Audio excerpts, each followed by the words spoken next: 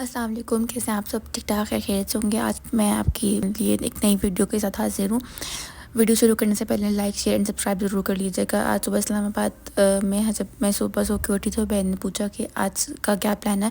तो मैंने और छोटी बहन ने बोला कि आज हमें आप कहीं भी छोड़ दें। तो उसने बोला इस कहीं भी का तो मुझे समझ नहीं आता कि कहीं भी क्या होती है, चलो मैं आप लोगों को कहीं भी छोड़ देती हूँ।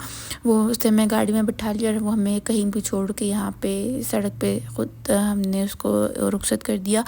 फिर हम लोगों ने यहाँ पे खड़े होकर 2-3 मिनट सोचा कि क्या करें। अल्फता के सामने हम लोग खड़े हुए थे। सोच से फिर सामने वाली बिल्डिंग में हम लोग अल्फता करने का चक्कर लगा लिया। फिर सामने वाली बिल्डिंग में हमें एक बुक बैंक नज़र आया। वहाँ पे चले के सोचा कि बुक्स वगैरह ख़रीदते हैं। यहाँ पे बहुत सारी नॉवेल्स और बुक्स होंगी, लेकिन नॉवेल्स बुक्स के अलावा यहाँ पे सब कुछ था। तो मुझे किचन रूल्स बहुत पसंद आ गया। इसकी प्राइस पूछी 2000 का था, बहुत महंगा दे रहा था और कम भी नहीं कर रहे थे। तो हम लोग यहाँ से फिर बाहर चले गए और फिर जब बाहर निकले तो एक यहाँ पे जगह है ऑक्स ग्रिल के नाम से, जहाँ के फेमस स्टेक्स बहुत मशहूर है, लेकिन उसकी लोकेशन हमें पता नहीं थी कि वो किधर है, करीब है, दूर है। एक लंबी सड़क सिर्फ नज़र आ रही थी, लेकिन चलते चलते सब पास ही एक बिल्डिंग नज़र आई जो बहुत ही प्यारी लग रही थी, क्योंकि वो टेढ़ी बनी हुई थी। इसका स्ट्रक्चर 3D स्ट्रक्चर कुछ इस तरह का कि वो ऐसे देखने वाले को महसूस होता है कि वो टेढ़ी बिल्डिंग है, लेकिन असल में वो सीधी ही बिल्डिंग है। इसके साथ बिल्कुल ही हमें स्टेक हाउस नज़र आ गया।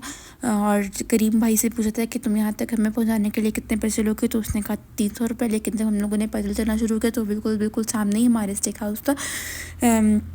तो खैर हम लोग अंदर चले गए और देखा इसकी तो इंटीरियर उन्होंने बहुत अच्छा डिज़ाइन किया हुआ था। लाइटिंग बहुत कम रखी हुई थी और जब मेन्यू खोल के देखा तो बहुत ही हैरान और परेशान हो गए कि ऑक्स जैसी इसका प्राइसेस थी। ऑक्स जैसी मोटी प्राइस थी, जो कि हम लोग अगर लेते तो यहाँ से आउट ऑफ बजट हो गया, सब कुछ इनको दे कर चले जाते। फिर हम लोग वहाँ से भाग के निकल आए और साथ ही नैंडोज़ के अंदर घुस गए। इंटीरियर उनसे बेहतर था, लाइटिंग बहुत ही बेहतर थी। ऐसे लग रहा था कि किसी दिन रात के बाद दिन में हम दाखिल हुए हैं। इनका जो मेन्यू खोल के देखा तो मेन्यू भी मुनासिब था। अगर वहाँ पे हम लोग बैठ के स्टेक हाउस से स्टेक्स खाते तो 10,000 का ऑर्डर होता, और यहाँ पे हम लोग 5,000 का ऑर्डर लेके हम लोगों ने ऑर्डर किया। इन्होंने पहले 3 किस्म की डिफरेंट चटनीज़ ला के हमें सर्व की और फिर हम लोगों ने पेरी पेरी बाइट्स ऑर्डर किए हुए थे, तो वो आए। इनके यहाँ पे एक फेमस जो इनकी स्पेशलिटी है वो एक स्क्यूज़ हैं, जो कि बहुत मुश्किल सा नाम उन्होंने रखा हुआ है। खैर वो भी ऑर्डर किए थे। पहले उन्होंने पेरी पेरी बाइट सर्व किए स्टार्टर के तौर पे, और जब हम लोगों ने इस पेरी पेरी बाइट को काटने की कोशिश की तो इसके अंदर से चीज़ और सॉसेस बाहर आ गई, लेकिन क्रिस्पी बहुत क्रिस्पी थे। बहुत मज़े के इसका टेस्ट था, जूसी थे, चिकन की फिलिंग हुई थी, चिकन और चीज़ की। जो इसके अंदर क्रीम और चीज़ और चटनी की फिलिंग थी वही उन्होंने साथ ही सर्व की हुई थी विद डिप, और डिप के उन्होंने एक्स्ट्रा चार्जेस लिए हुए थे।